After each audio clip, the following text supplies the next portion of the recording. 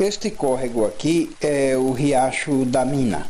Fica ele na ponta sul da Serra Comprida, na parte conhecida também como Serra do Boqueirão, em virtude do dito boqueirão histórico por onde passaram as caravanas portuguesas rumo a Itabaiana e aos sertões do Jeremoabo nos primeiros 100 anos de Sergipe. O local é conhecido como Povoado Caroba e é parte do município de Areia Branca. Areia Branca, por sua vez, é um dos municípios filhos da Itabaiana, cujo maior e mais antigo núcleo populacional, a Vila de Santo Antônio, hoje preserva esse nome. Daqui para a Estrada Real de Sergipe del Rei, a atual São Cristóvão, há menos de 3 quilômetros de extensão.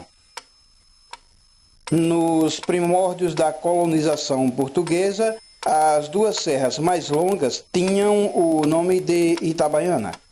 A mais alta, a atual Serra de Itabaiana, era a Itabaiana Sul, que quer dizer, literalmente, Itabaiana Grande. A mais baixa, hoje Serra Comprida, era chamada de Itabaiana Mirim, que também quer dizer, literalmente, Itabaiana Pequena. Em 1973, um tio meu, por linhagem paterna, de nome Vitorino Bispo, entoava aos meus receptivos ouvidos de garoto a história que umas pequenas irregularidades de terreno que existe aqui na beira desse córrego eram sinais dos buracos onde no passado haviam cavado ouro.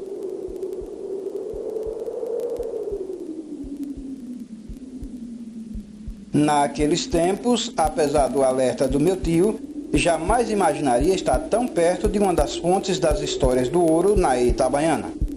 Ao menos aqui, pelo que me dizia meu tio, e pelo que pude conseguir de informações oficiais de vários anos no século XVIII, parece ter sido aqui mesmo um lugar de busca de ouro.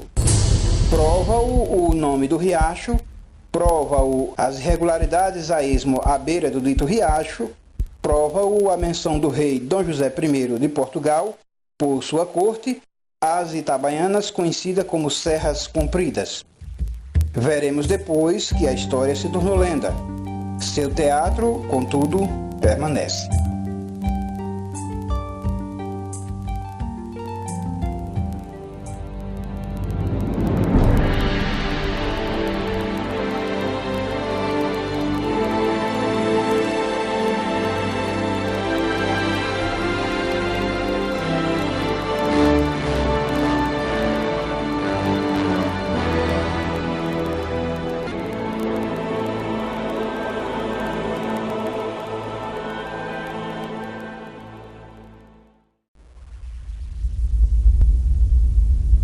Sonhos de riqueza fácil nunca faltou à mente humana.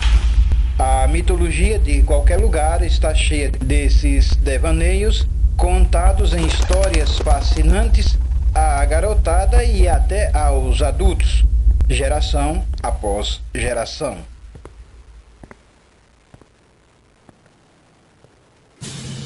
Lenda do rei Midas, do rei Salomão, reinos encantados os mais variados, O Eldorado, a grande lenda criada a partir da conquista do Peru por Francisco Pizarro e da viagem de Francisco Orellana pelo rio que o rei espanhol Carlos V batizou de Amazonas. Localmente desenvolvemos as lendas da explosão em ouro da serra e a do carneiro de ouro, que de vez em quando era visto ao longe. Ouro, a palavra mágica. A Serra do Baúzinho significava um lugar de guarda de ouro.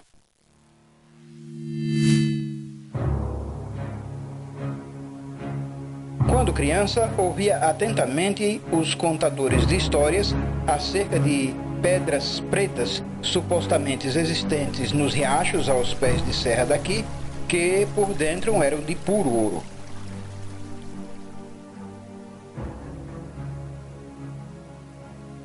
Li e reli incontáveis vezes a fábula da galinha dos ovos de ouro, o ouro e seu fascínio.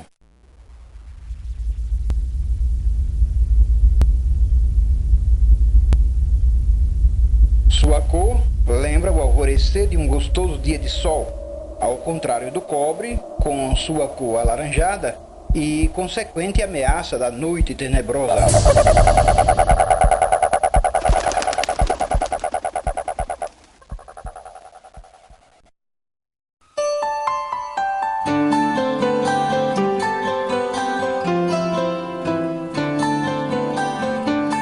Do legendário, escolhemos algumas lendas ou mitos para ilustrar os devaneios daqueles aventureiros que por um século esquadrinharam as serras da Itabaiana em busca de riquezas, afora tentativas esparsas posteriores.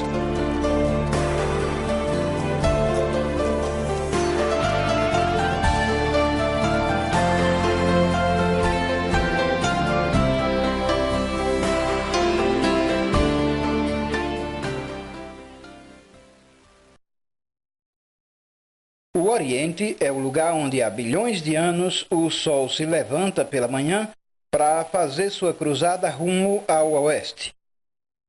O lugar da esperança para aqueles humanoides primitivos que passavam as noites em cavernas sobressaltados com a escuridão e o perigo de morte iminente por um outro animal predador. Ali, no Oriente, nasce o sol que dá calor e luz, dá vida.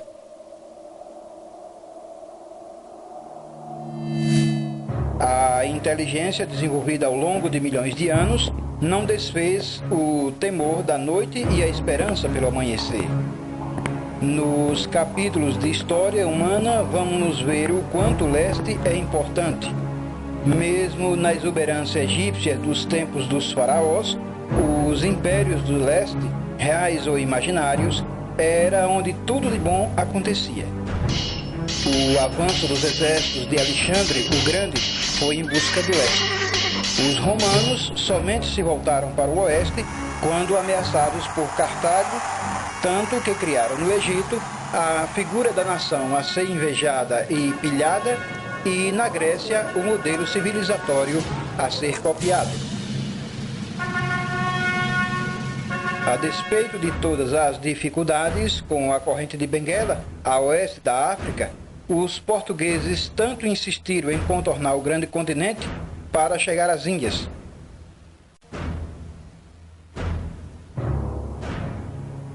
Neste caso, havia até a lenda de um hipotético rei etíope de nome João, a leste, que seria a salvação contra os muçulmanos, tido pela cultura popular em toda a Europa do século IX ao XVI como o grande mal.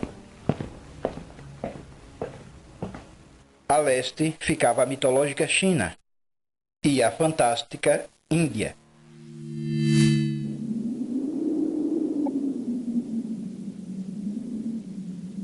Outro detalhe que há que se considerar aqui é o fascínio das montanhas. Cidadela dos indefesos, dos fracos, porém hábeis, nelas se estabeleceram as primeiras moradias humanas em terra com alguma segurança, as cavernas. Na montanha, o ar rarefeito e sua menor quantidade de oxigênio no cérebro fazia este agir diferentemente ao descortinar do vasto horizonte que diante delas se deita. Quase todos os êxtases espirituais descritos nas religiões ocorreram no cimo das montanhas. O Decálogo, conjunto de leis que norteiam as vidas de metade da população mundial atual, surgiu numa montanha de 3.000 metros, com oxigênio extremamente reduzido. A montanha é o horizonte próximo e conhecido. É a vitória de conseguir vencê-la, a muralha contra o inimigo, o lugar onde o céu, mais infinito do que o mar, quase toca na terra, nos dando limites precisos e, portanto, segurança. O lugar sagrado dos espíritos superiores. Lugar morada das almas das gentes das águas.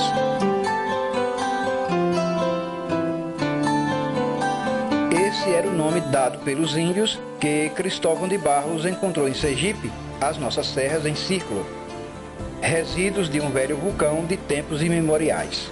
A Itabuaiuã, grafada de forma atrapalhada pelos portugueses como Tabaiana, Itabaiana, Tabiane, Itabaiana, ou até mesmo por Itapuane ou Tapuama, como fizeram os holandeses, era, pois, o lugar sagrado onde espírito impuro nenhum deveria tocar.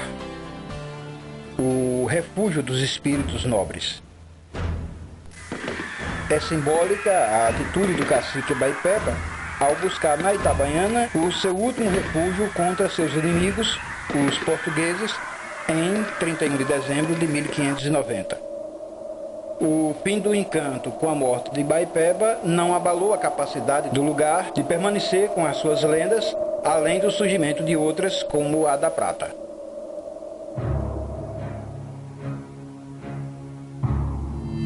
Esse monte, denominado pelos espanhóis de Cerro Rico, situa-se na localidade de Potosí, atualmente Bolívia. Desde meados de 1500 que se tira prata daqui. A partir daquele ano, a torrente do metal que saiu das entranhas dessa montanha modificou a geografia humana no Ocidente e a sua história.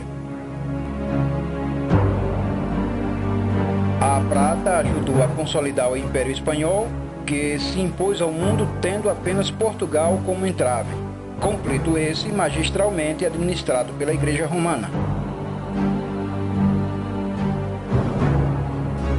Essa cidade de Potosí, aqui, ao pé da montanha, chegou a ser a maior cidade do mundo por volta de 1580, quando Filipe II, rei da Espanha, reuniu o maior império que alguém havia conseguido desde Roma.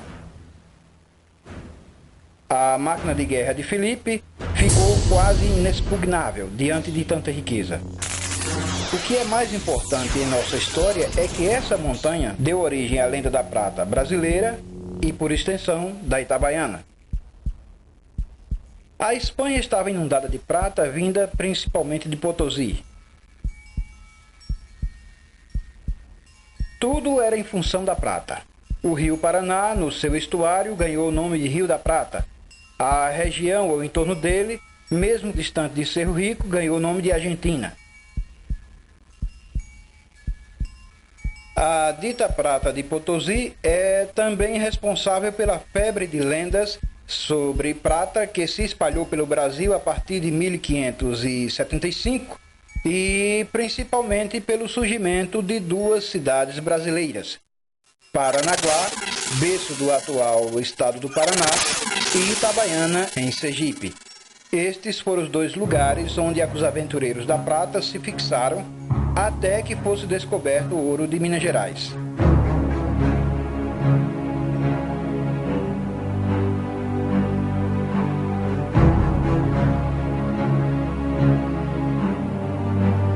A prata saía de Potosí em lombo de lhamas até chegar ao rio Paraguai. De lá descia o rio até este desaguar no rio Paraná e daí até a foz que ficou conhecida como Rio da Prata. A partir daí, até chegar à Espanha, o perigo de piratas era constante e muitas vezes os marinheiros usavam as enseadas brasileiras como forma de fugir ao confronto com os piratas no mar, alguns destes locais já transformados em portos rústicos. A presença da Marujada da Prata e suas histórias excitava a imaginação dos poucos mestiços com algum grau de civilidade e, portanto, noção de valores do metal. Logo, qualquer história mal contada por um índio que vinha dos sertões já era motivo de devaneio dos colonos. Uma dessas foi determinante. Há um dado interessante que cerca a extrema valorização que a prata então sofria. Todos que conhecem um pouco sobre Lampião, o rei do cangaço, lembra que uma das suas manias era sempre comer usando uma colher de prata.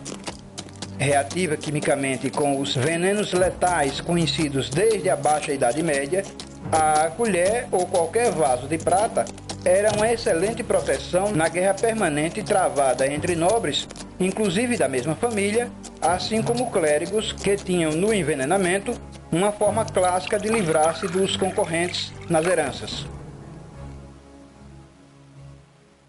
O Brasil de então era basicamente o recôncavo baiano e o entorno de Olinda e Itamaracá. Toda essa região, obviamente, está bem a leste de Potosí. E havia o mito, como já visto, de que de tudo que houvesse no Ocidente, mais haveria de ter no Oriente.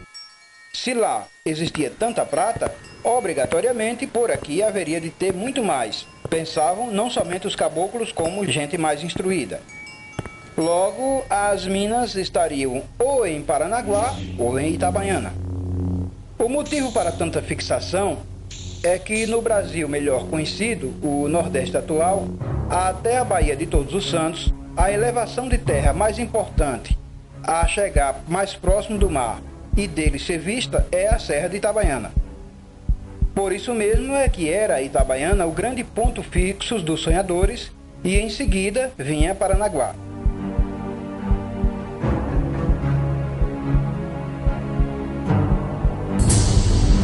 Depois de Ilhéus, é comum a existência de montanhas próximo ao mar.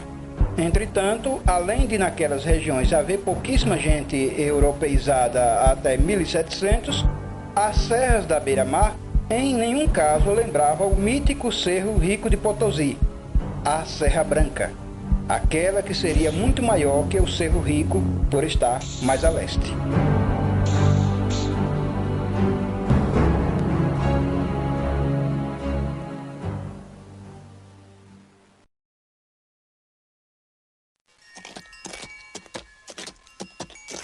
A busca de ouro no Brasil, em verdade, começa pela prata. A prata de Itabaiana. Em 1575, depois de andar pelos sertões pegando índio para escravo, Antônio Dias Adorno, genro de Diogo Álvares Correia, o Caramuru, adoeceu de malária e foi se parar na fazenda de João Coelho de Souza, no Jetiriçá, lá do sul da Baía de Todos os Santos.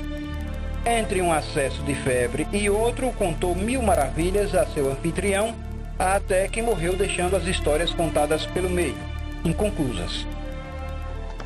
João Coelho resolveu entrar sertão adentro. Quase 4 anos depois de andar pelo atual sertão do norte baiano e o também atual Sergipe, quando já retornava, morreu enviando um seu criado para dar as notícias. Seu irmão, Gabriel Soares de Souza, funcionário do governo e homem bem mais refinado e bem relacionado, foi a Madrid pedir ajuda ao rei Filipe II para descobrir a prata nos sertões, a Serra Branca de pura prata.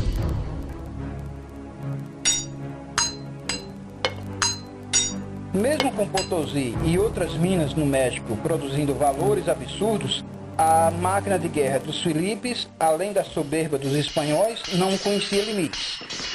Filipe pôs tudo que Soares de Souza pediu em suas mãos. Por uma coincidência, até agora não explorada pelos pesquisadores, também mandou invadir Sergipe. Fundaram a fortificação, a cidade de Sergipe del Rei, hoje São Cristóvão, com esta uma nova capitania desmembrada da Bahia. Soares de Souza, de retorno à Bahia, já chegou depois da dita invasão feita por Cristóvão de Barros. Gabriel Soares de Souza adentrou aos sertões em 1591, correndo o suposto caminho já traçado por seu infeliz irmão 8 anos antes. Não foi muito distante. Do ponto de vista de buscador de prata, foi um fracasso completo. Faleceu em 1592, sem prata alguma e abandonado nos sertões. Sua epopeia, entretanto, havia sido acompanhada por seu sobrinho, descendente direto de Caramuru e do já poderosíssimo Dias de Ávila. Seu nome, Melchior Dias Moreira.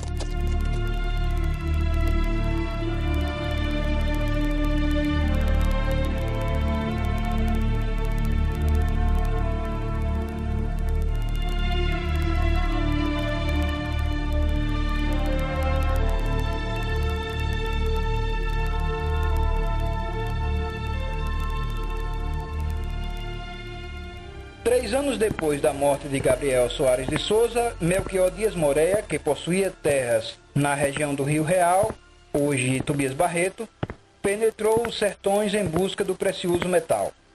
Em 1602, depois de 8 anos sem dar notícias e já tido como morto, eis que aparece vestido em pele de anta, com uns poucos acompanhantes e um monte de minério.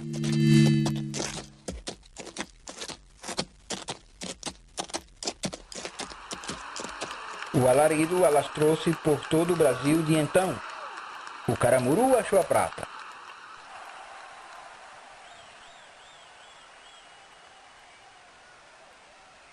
É relevante lembrar que o Brasil e todo o Império Português estavam sob domínio da Espanha e que este país, 100 anos depois da unificação promovida a ferro e fogo, inclusive da Inquisição, ainda mantinha um tremendo ranço com estranhos às tribos vencedoras. Racista, segregacionista, orgulhosa e soberba. Assim era a Espanha dos Filipes. E é a essa Espanha que Melchior se dirige em carta, notificando ter encontrado a prata e pedindo compensações para si e para seus descendentes, para entregar a tal mina que já havia batizado de Mina de São Pedro. Inclusive, pediu o título de nobreza, o de Marquês das Minas. Isso num lugar que 100 anos antes, e centenas de quilos de ouro a menos, havia desprezado o genovês Cristóvão Colombo depois do seu feito. Melchior não parou em apenas uma, e em 1606 lá estava ele pessoalmente na capital do Império Espanhol, o império onde o sol nunca se punha. A última tentativa foi a carta de 9 de julho de 1614 e, a partir daí, Melchior silenciou.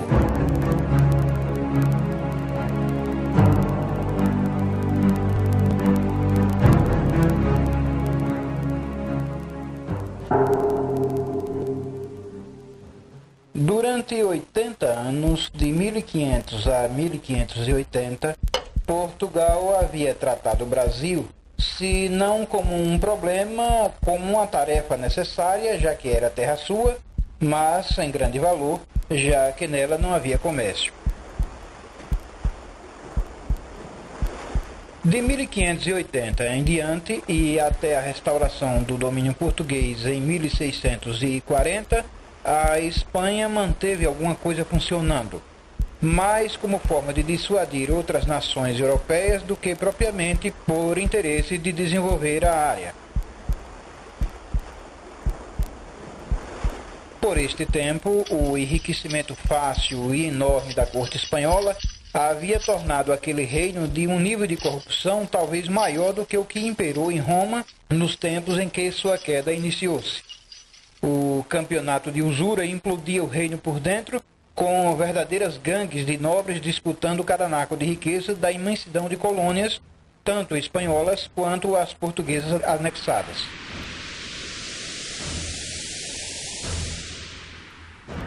O reinado de Filipe III, onde teve desfecho a história da prata de Itabaiana, havia sido governado pelo Duque de Lerma, de quem se dizia na Espanha: para não morrer enforcado, o grande ladrão da Espanha se vestiu de encarnado.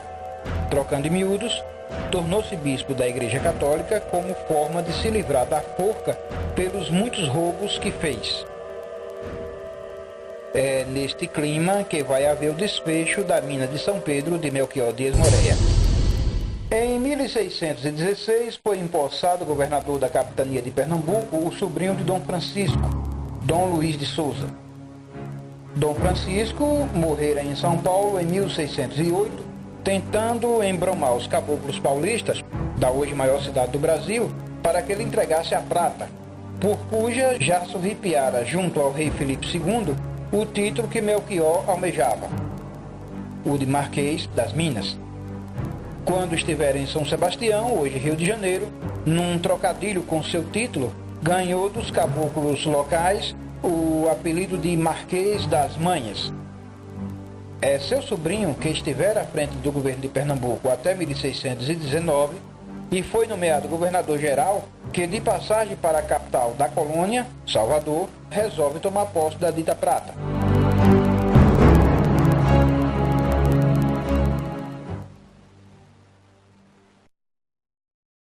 Melchior estava calejado de tanta promessa e tanta tentativa de ludibriar-lhe para pegarem a prata de graça.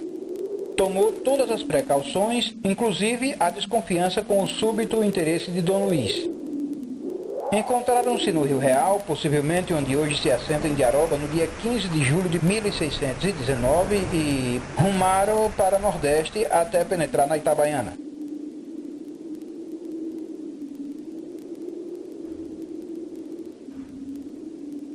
Em algum lugar, possivelmente neste morro, aconteceu a tragédia pessoal de Melchior, que sepultaria a vontade dos brasileiros na busca por metais durante quase um século. Foi necessária a sensibilidade de um grande governante, em 1693, Dom Antônio Paes de Sande, para que a caboclada de São Paulo revelasse a torrente de ouro que jorrou dos riachos das Minas Gerais a partir de 1698, como veremos adiante.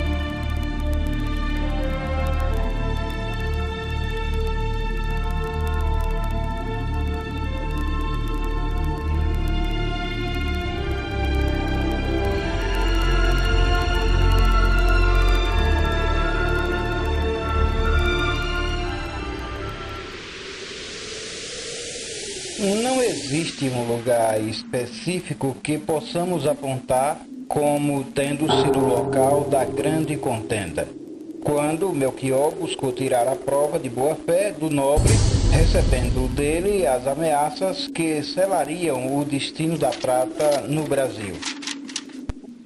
Entretanto, no mapa publicado por Barleus no livro Rerum per Aptenia em Brasília, de 1646, um detalhe chama a atenção.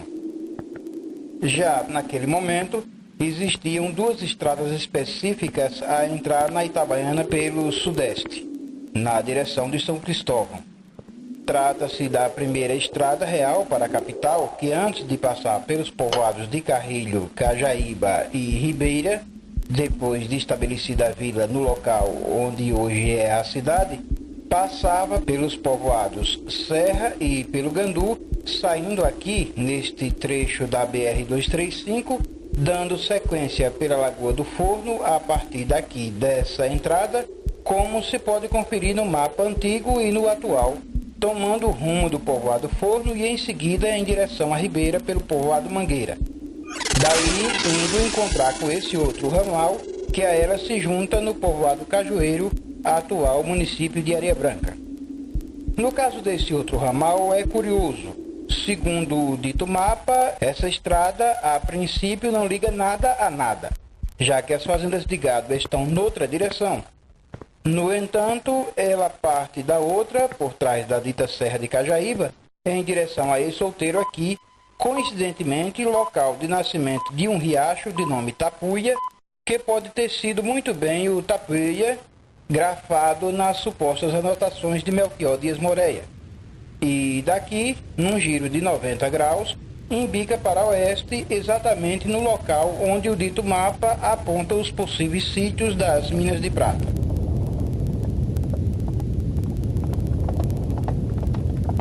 Dizem os documentos que Melchior trouxe Dom Luís para o morro, dizendo estar o governador com os pés sobre as minas.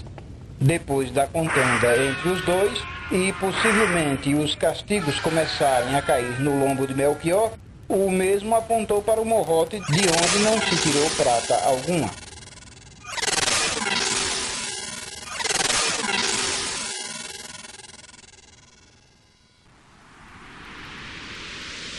Não dá para concluir, porém dá para intuir que foi aqui, nessa colina, onde acabou por 100 anos as chances de se achar minas no Brasil.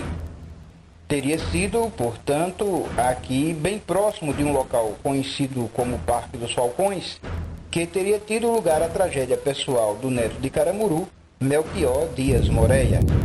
Aqui teria havido o início da Lenda da Prata, da Itabaiana. Lenda essa que permaneceu por pelo menos um século. Melchior já sabia que as promessas eram furadas. Engodo do governador. Exigiu provas de que, para as ditas promessas que lhe haviam sido feitas, fossem apresentadas como garantias. O governador reagiu duramente contra a astúcia de Melchior, mandando-o prender, que sob tortura apontou para a colina, hoje conhecida como Serra das Minas, como já visto, no atual município de Campo do Brito. Nada havia lá, além de pedras comuns.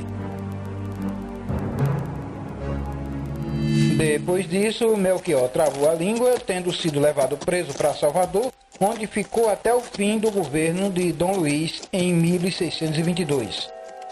Sua família teve que levantar pesadas somas de dinheiro para soltá-lo antes que morresse de maus tratos. Menos de um ano depois, morreu repentinamente em sua fazenda no Jabiberi, sem deixar maiores detalhes sobre a real posição da dita mina de São Pedro. A morte de Melchior e o malogro de Dom Luís, em que pese o mesmo Dom Luís ter buscado reduzir a importância do fato em várias cartas posteriormente, atribuindo a Melchior a estigma ora de louco, ora de mentiroso, ou de aproveitador, não matou a história que se tornou lenda.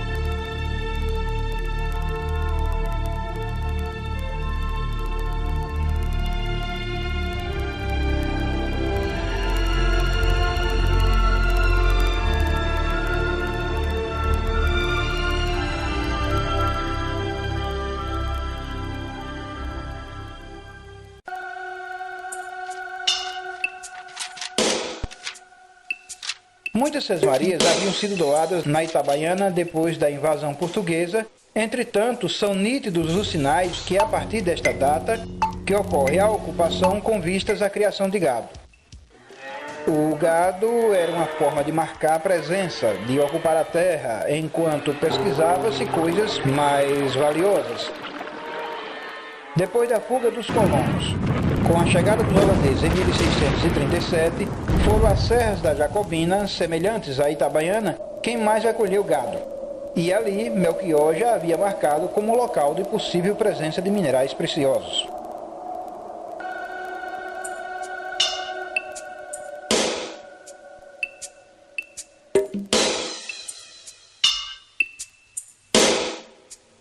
A prata permaneceu na cabeça da caboclada. As Serras Brancas, de pura prata. Em 1624, Francisco Dias Dávila requereu e recebeu alvará para buscar minas. Todavia, somente em 1628 é que fez sua expedição para Itabaiana. Junto, trazia consigo um caboclo pernambucano que ficaria famoso na história do Brasil, estigmatizado de traidor, Domingos Fernandes Calabar. Foi Calabar quem indicou Itabaiana aos holandeses, cujos invadiram Sergipe com 3 propósitos: capturar o gado de Itabaiana, afugentar os guerrilheiros e forças convencionais ainda existentes em São Cristóvão e encontrar a prata de Itabaiana, óbvio.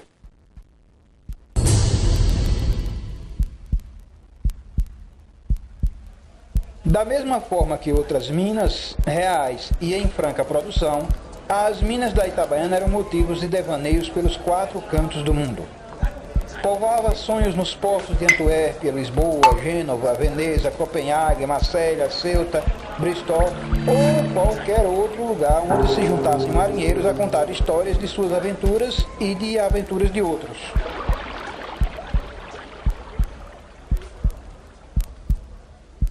Foram 3 as expedições holandesas à Itabaiana, a partir do Recife, com pontos de apoio principalmente em Porto Calvo e Penedo. Nada foi encontrado.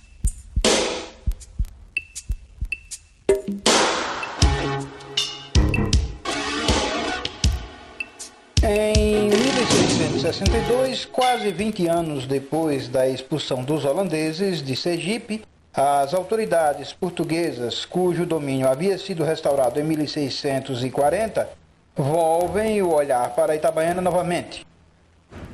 A rebeldia dos vaqueiros em não querer pagar o imposto sobre o gado, a necessidade de recompor a enorme frota mercantil portuguesa com o braço indígena escravizado e a inquietante história da prata levou o governo português a nomear em 13 de outubro de 1662 a primeira autoridade para a Itabaiana, o capitão do mato, Simão Fernandes Madeira.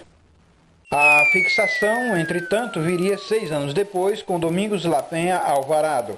Por estes tempos, não havia formação de aglomerado urbano algum, como bem o demonstra esse mapa holandês de 1646.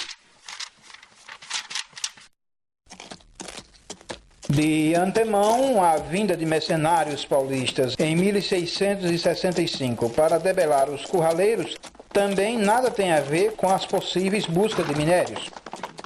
A esse tipo de atividade, os moradores da vila de São Paulo somente se dedicaram, sob a liderança de Fernão Dias Paz Leme, mais de 10 anos depois.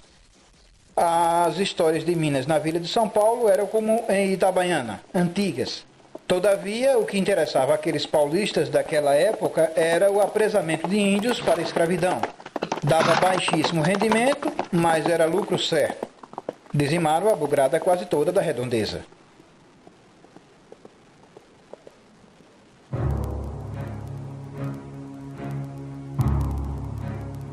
A expectativa de prata permaneceu. Como já visto, antes Portugal não dava mínima para o Brasil.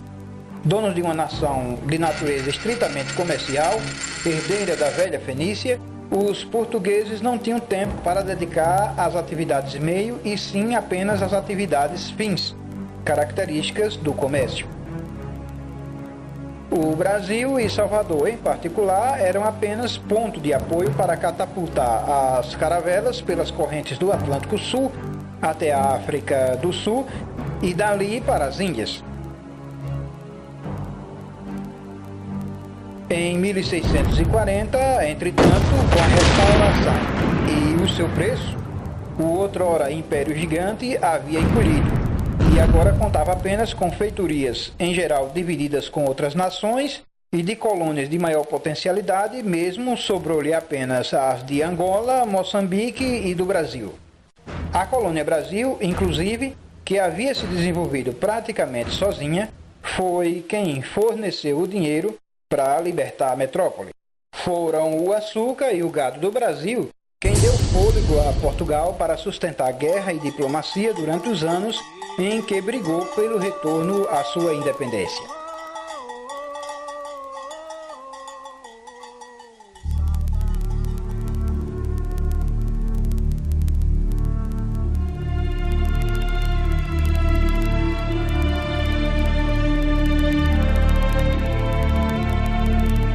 Pleiteando o nascimento da grandeza lusitana do início do século XVI, o rei D. João IV emplacou uma nova política em relação ao Brasil, que foi seguida por D. Afonso IV e por D. Pedro II, o de Portugal. Sob o reinado de D. Afonso vieram as cobranças dos acordos feitos com a Inglaterra, principalmente, para a independência portuguesa e a necessidade de dinheiro. Onde ir buscar? No Brasil, ora. Nos canaviais, nas pastagens dos sertões, na prata de Itabaiana. Em segredo, durante um ano, a grande expedição foi montada. Foi contratado Dom Rodrigo de Castelo Branco, espanhol, mas que servia a qualquer um que lhe pagasse bem e que tinha estado em Potosí. A expedição impressionava pelo tamanho, organização e certeza de sucesso. Dom Rodrigo veio com privilégio total. Seu poder no que tocava ao assunto mineração estava acima de qualquer autoridade colonial no Brasil, inclusive o poder de criar vilas e administrá-las como bem entendesse, prestando contas apenas à Sua Majestade, como exposto no artigo 9º deste regimento que recebeu. Há indícios de que foi ele quem tentou pela primeira vez fundar a vila onde hoje se encontra a cidade no ano seguinte, em 1675, e que somente se confirmaria 23 anos depois, 3 depois de ser encontrado o ouro por aqui. Concorre para essa crença o fato de ter plenos poderes para isso, ser tradição nos reinos português e espanhol, como aqui exposto, tal ato após o encontro de Minas, e, como bem narra Vladimir Souza Carvalho em Santas Almas de Itabaiana Grande, ter sido às pressas constituída uma irmandade católica, a de Santo Antônio e Almas da Itabaiana, para deitar raízes religiosas no novo lugar, bem como lhe dar suporte. A paróquia foi criada em novembro de 1675.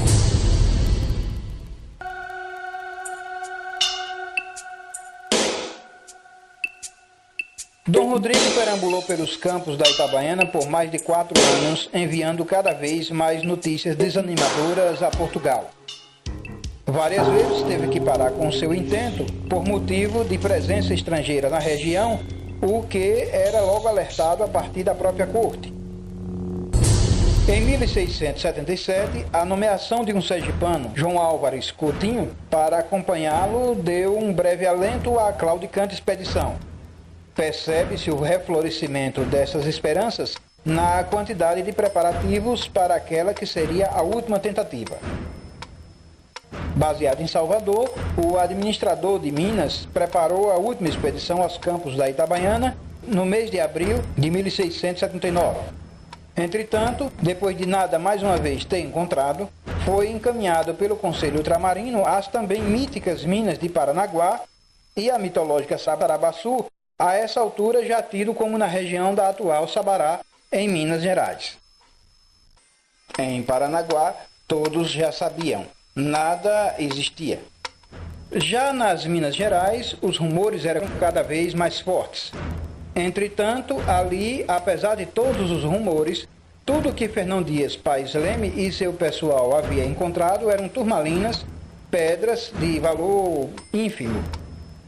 Contudo, foram estas pedras a causa da briga de Dom Rodrigo com Borba Gato que levou à sua morte em 1693 e, por tabela, acabou dando no real descobrimento de ouro em 1698 nas Gerais.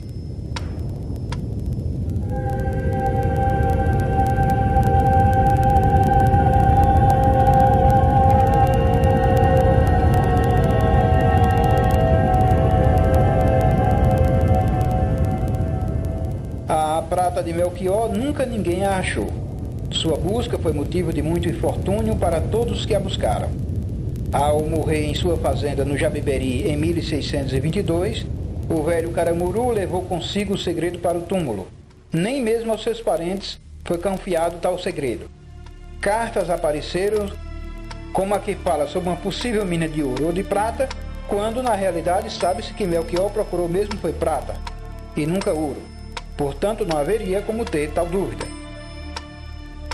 Em 1695, mais uma expedição adentra as serras em busca desta feita de qualquer coisa. E eis que encontra ouro.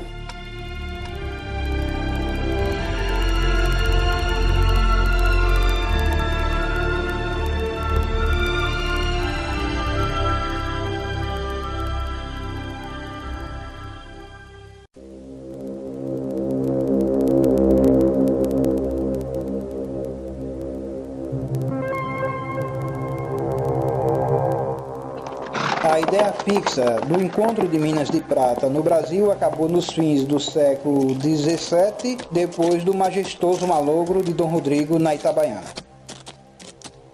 Lisboa pressionava. As expedições, mesmo diante dos fracassos, não paravam em todo o Brasil. Em 1693, depois da morte de Dom Rodrigo, o governador do Sul, Antônio Paz de Sande, escreveu uma carta desaforada ao Conselho Ultramarino, numa espécie de desabafo que foi de grande importância.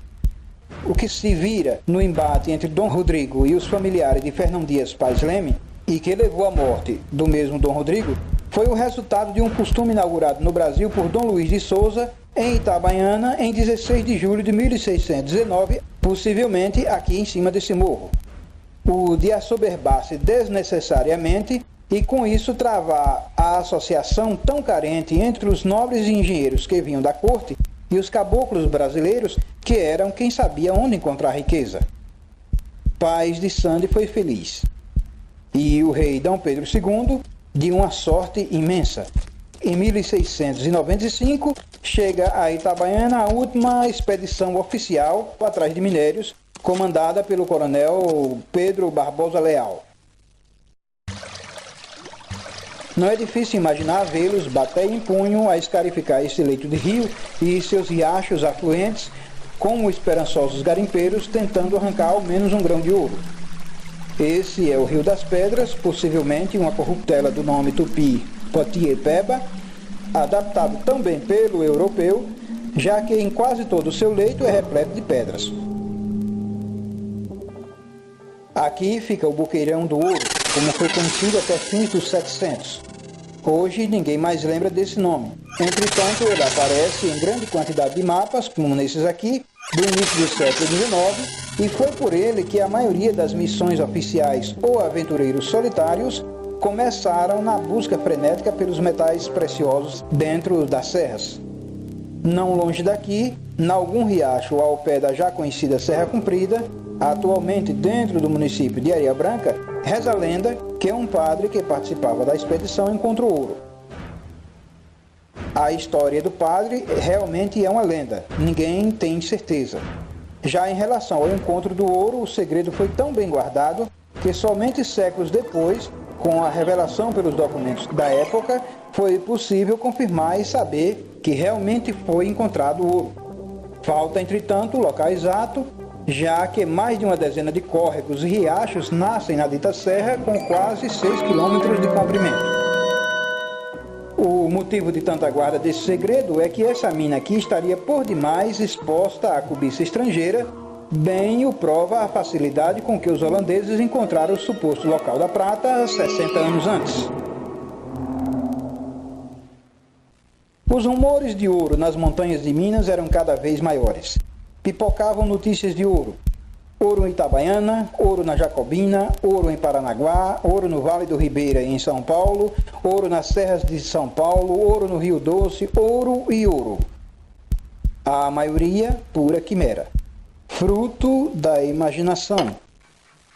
Já a Itabaiana era uma realidade, porém extremamente perigoso para a segurança da colônia e de Portugal. No caso das Minas Gerais, a história era outra. As betas da Itabaiana permaneceram fechadas por quase 3 anos com o coronel Barbosa Leal e sua equipe tentando nos campos da Jacobina, bem mais seguros. Por aqueles tempos, nada foi ali também encontrado.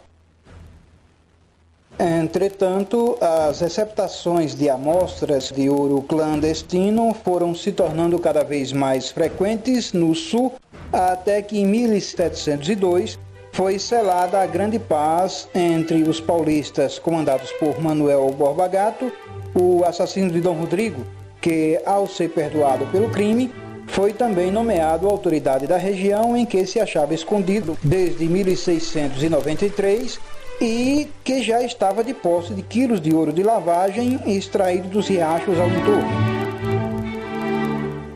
Em 1703, Dom Pedro II, o de Portugal, proíbe terminantemente qualquer mineração a menos de 50 léguas a partir do mar. Essa ordem foi de tal forma levada a sério que, quando em janeiro de 1719 começou a jorrar ouro dos riachos temporários da Serra da Jacobina, a ordem foi seca e direta pela paralisação da busca.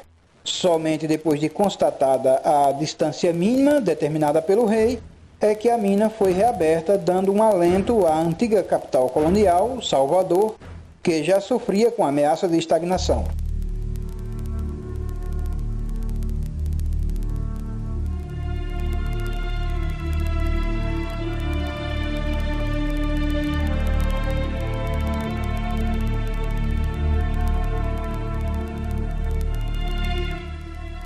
A proibição pôs uma pá de cal no ouro da Itabaiana, assim como o malogro de Dom Rodrigo havia feito o mesmo em relação à prata. Sergipe, como um todo, perdeu importância. Por anos, a capitania ficou sem seu capitão-mor, o que facilitou a reincorporação à Bahia na reforma feita pelo Marquês de Pombal. A mudança em massa da pouca população que ainda existia por aqui depois da expulsão dos vaqueiros para as Minas do Sul deixou o lugar deserto. Quando veio a nova leva de colonos, quase meio século depois, ninguém mais se lembrava de prata ou de ouro.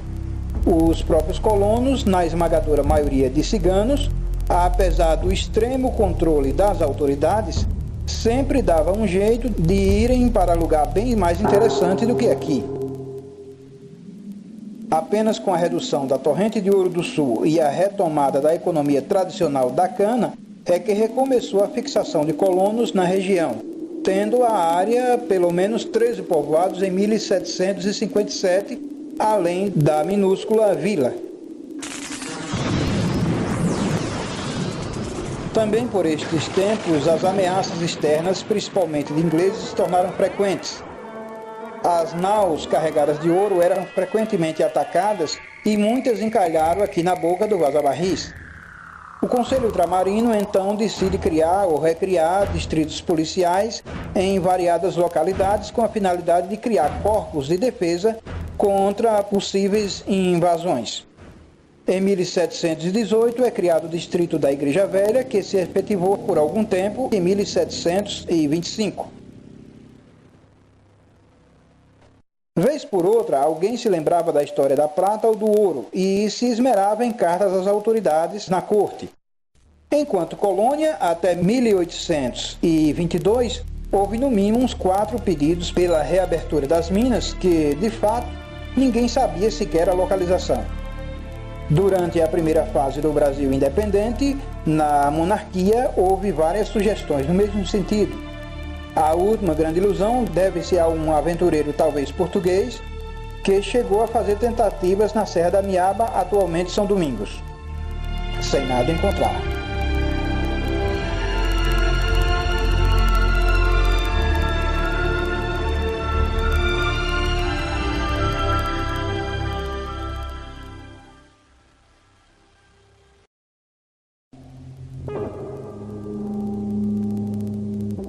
As lendas de ouro e de prata foram determinantes para o aventurar-se nos sertões dos primeiros brasileiros de sangue europeu, já que o excessivo pragmatismo comercial português conspirava contra qualquer estabelecimento de uma civilização por aqui.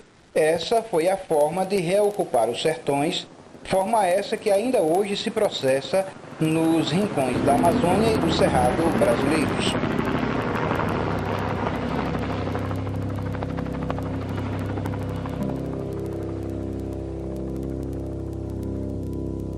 Em geral, o colonialismo pós-1500 só conhecia o sentido do lucro imediato, tal quais os saqueadores dos grandes impérios da antiguidade. Ainda hoje, no Nordeste brasileiro, e por aqui em particular, se nutre pelos holandeses uma certa simpatia pela forma diferente com que teria tratado por certo tempo a dita região. Há um exagero em maximizar a nobreza dos funcionários e sócios da Companhia das Índias Ocidentais. Não foram os holandeses, como povo, muito menos como participantes da dita companhia, os grandes responsáveis por tal feito, e sim a visão do maior administrador colonial de todos os tempos em solo americano, o conde João Maurício de Nassau. Nassau havia sido contaminado pelo iluminismo que borbulhava na Europa e tinha então na Holanda o seu quartel-general. Todavia, em todo o continente europeu, quando se tratava de lucros em terras alheias, todos se igualavam. Todos eram saqueadores. Nassau logo foi embora exatamente porque era bom demais para uma colônia.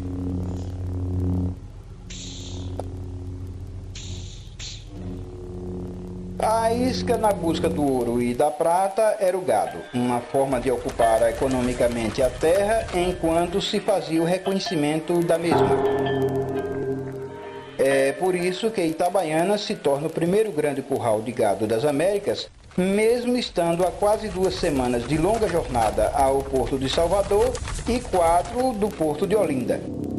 Fosse apenas para abastecimento da capital da colônia ou mesmo de exportação, a criação teria permanecido apenas no recôncavo baiano.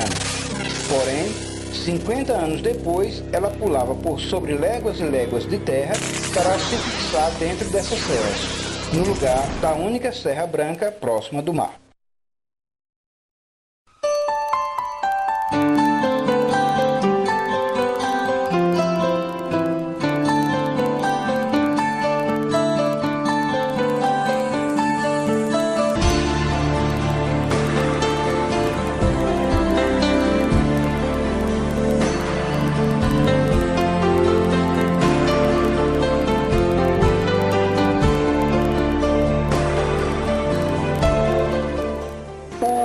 Permaneceu importante no imaginário mundial até cair completamente no esquecimento em meados do século XVIII. Seus moradores debruçaram-se sobre as lendas não como forma de gerar uma identidade própria, mas como fantasias, muitas vezes demeritórias à sua própria autoestima. Uma fuga. Sentimento próprio de lugares que tanto prometeram e que até hoje não passam de lugares fantasmas. Como exemplo disso, no Cerro Rico, na Bolívia, apesar de quase 5 séculos de exploração e de ali ainda se tirar prata, os nativos têm na dita serra um lugar mal assombrado. E somente nela se aventuram depois de fazer rituais, às vezes os mais variados, inclusive os macabros, de imolação de animais. É a montanha do demônio, como dizem. Horripilante como esse aqui representado, emasculado ao extremo, inclusive.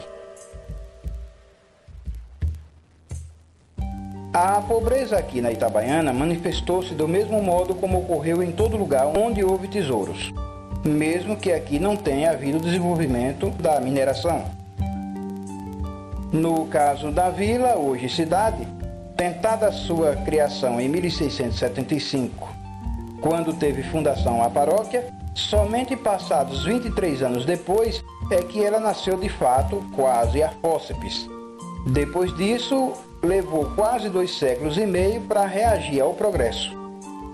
O município, na sua parte principal, a freguesia de Santo Antônio e Almas, durante o primeiro recenseamento organizado em 1775, contava com apenas 230 residências e 1.013 habitantes.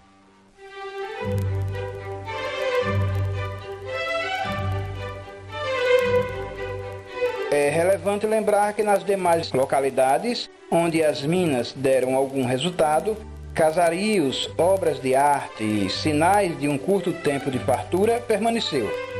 Já na vila de Santo Antônio da Itabaiana, sem o ouro ou a prata, sequer essa lembrança tivemos.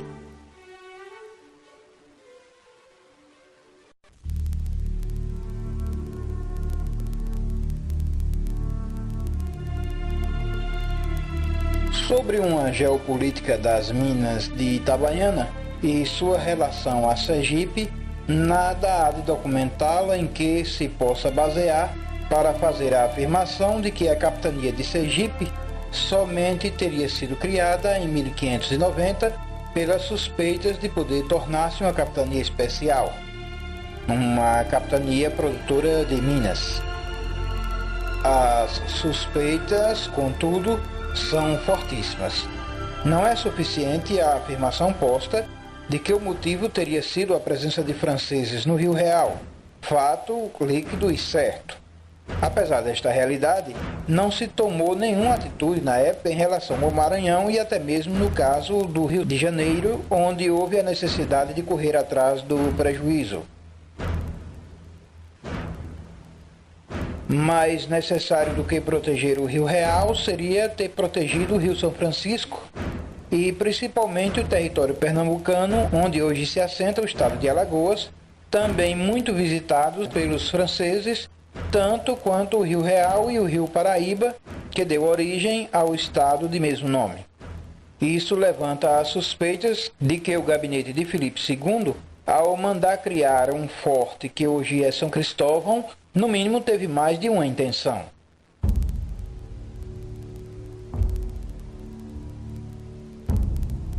As minas estiveram presentes na formação de Sergipe e, obviamente, influenciando ou sendo influenciado pela Itabaiana o tempo inteiro.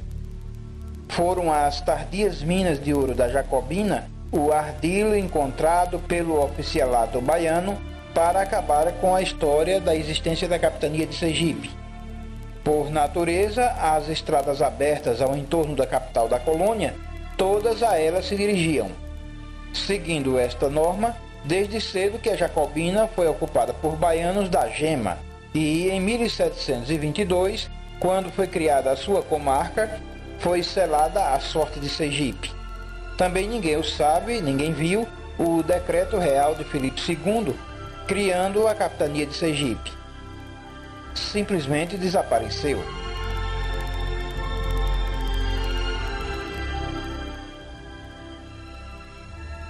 Apesar disso, todos os cartógrafos dos séculos 17 e 18 sempre insistiram em que Sergipe ia do rio Itapicuru ao São Francisco, sentido norte-sul, e do oceano ao São Francisco, sentido leste-oeste.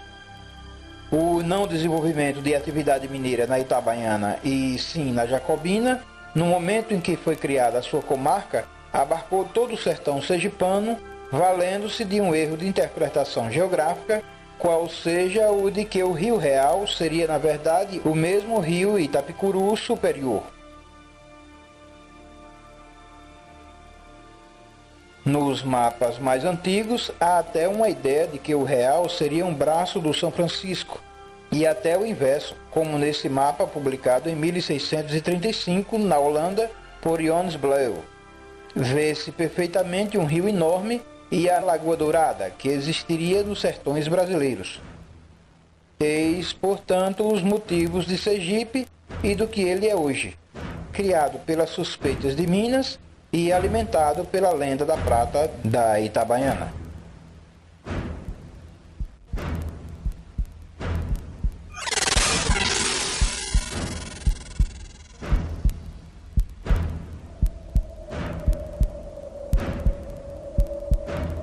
A riqueza fácil nunca é para seus primitivos donos, e sim para atravessadores. No caso da Itabaiana, sequer passamos das expectativas.